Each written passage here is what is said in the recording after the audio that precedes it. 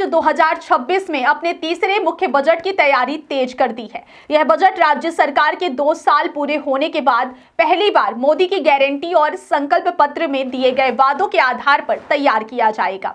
इस बार वित्त विभाग ने सभी विभागों से योजनाओं के क्रियान्वयन और पिछले बजट की राशि के उपयोग का पूरा हिसाब मांगा है। इसके तहत यह देखा जाएगा कि प्रत्येक विभाग ने अपने बजट का कितना हिस्सा खर्च किया और योजनाओं की सफलता कितनी रही।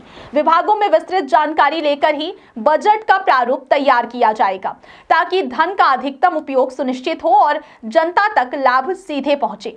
वित्त विभाग ने बजट तैयार करने के लिए 17 बिंदुओं की गाइडलाइन जारी की है। इसमें प्रमुख तौर पर यह देखा जाएगा कि प्रत्येक विभाग ने पिछले साल की योजनाओं और परियोजनाओं को किस हद तक लागू किया है। कई बार विभाग बजट का पूरा हिस्सा खर्च नहीं कर पाते, इसलिए इस बार सभी विभागों से योजनाओं का विस्तृत विवरण मांगा गया है। इसमें नए पदों के सृजन और भर्ती की स्थिति को भी शामिल किया गया है, खासकर शिक्षा और स्वास्थ्य जैसे महत्वपूर्ण क्षेत्रों में। इसके अलावा दैनिक वेतनभोगी और आकस्मिक कर्मचारियों की जानकारी भी आवश्यक होगी ताकि उनके वेतन और भत्तों का सही आंकड़ा बजट में शामिल किया जा सके। सरकार का प्रयास है कि हितग्राही मूलक योजनाओं के तहत राशि सीधे लाभार्थियों के बैंक खातों में पहुंचे। इसके लिए ई-केवाईसी अनिवार्य किया गया है। सभी विभागों से ई-केवाईसी की वर्तमान स्थिति भी ली जाएगी ताकि सीधे लाभार्थियों को वित्तीय सहायता मिल सके। मोदी की गारंटी की प्रमुख योजनाओं में कृषि उन्नत योजनाओं के तहत प्रति एकड़ 21 क्विंटल धान की खरीदी 3,100 रुपए के हिसाब से यानी 3,100 रुपए के हिसाब से, महतारी वंदन योजना के तहत महिलाओं को मासिक 1,000 रुपए आर्थिक सहायता, 5 साल में 1 लाख सरकारी भर्ती, प्रधानमंत्री आवास योजना के तहत लंबित 18 लाख आवासों की मंजूरी शामिल है। इसके अलावा तेंदुपत्ता संग्रहण दर में वृद्धि, चरण पादुका योजना, दीनदयाल उपाध्याय कृषि मजदूर कल्याण योजना, CGPSC भर्ती परीक्षा की जांच, स्टेट कैपिटल रीजन का गठन और श्री राम लला दर्शन योजना भी बजट में शामिल किए जाने वाले प्रमुख कार्यक्रम हैं। नए बजट में इन योजनाओं की रूपरेखा और धनराशि स्पष्ट रूप से दिखाई देगी, जिससे जनता को यह समझने में आसानी होगी कि सरकार अपने वादों को लागू करने में कितनी गंभीर है।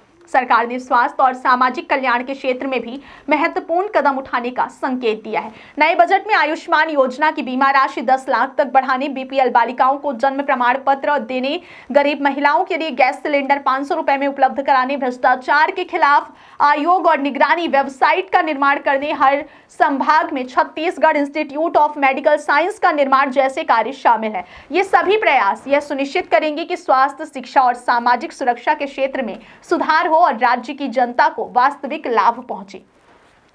वित्त विभाग की यह नई तैयारी सुनिश्चित करेगी कि आने वाला बजट केवल संख्याओं और अनुमान पर आधारित ना हो, बल्कि जनता की उम्मीदों, योजनाओं के क्रियान्वयन और धरातल पर उपलब्धियों के अनुरूप हो। बजट तैयार करने की प्रक्रिया 10 दिसंबर से विभागों के साथ चर्चाओं के माध्यम से शुरू होगी और 24 दिसंबर तक सभी विभागों की जानकारी के आधार पर बजट का प्रारूप तैयार कर लिया जाएगा।